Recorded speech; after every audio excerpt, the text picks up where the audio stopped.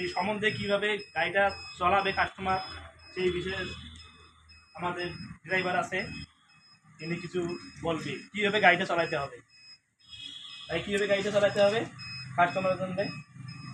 চলো এখন বুঝি দেই। বলো।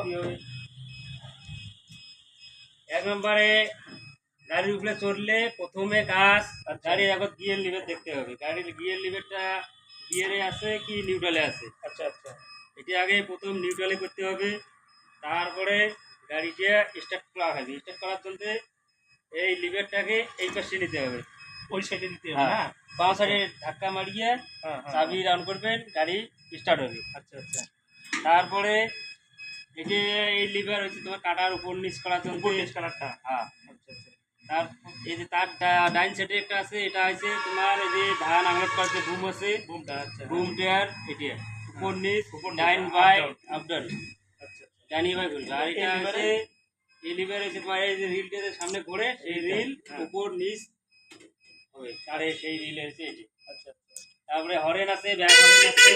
আচ্ছা, তারপরে গাড়িটা ঘুরেন তো একটু, দেখি স্টার্ট করিয়ে কাস্টমারকে দেখাইতে হবে তো।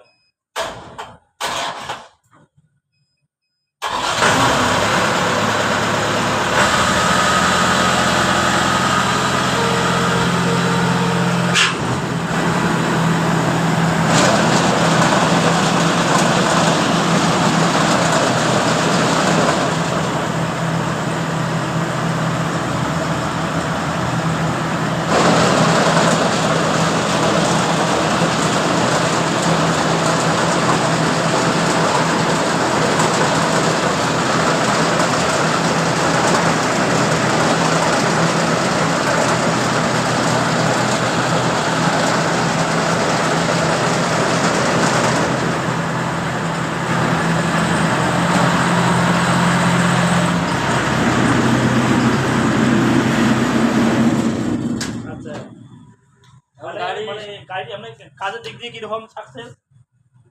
কাজের দিক দিয়ে গাড়ি একদম সাকসেস আছে।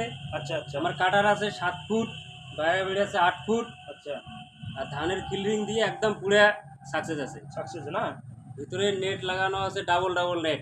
আচ্ছা, 3টে নেট লাগানো আছে। যেমন করবেন ধানের সাফাই, সেই রকম সাফাই করা যাবে। আচ্ছা, মানে যেই রকম কাস্টমার চাবে যেমন চাইবে ওই রকম করতে হবে। যদি আমার ধানের পাতা নাতে আমরা নিয়ে যাবো বাড়ি, তাকেও করতে পারবে। আর যদি আমার পাতা চিটে সব কিছু আমরা পরিষ্কার করবো, খালি পিওর ধানটাকে বাড়ি নিয়ে যাবো।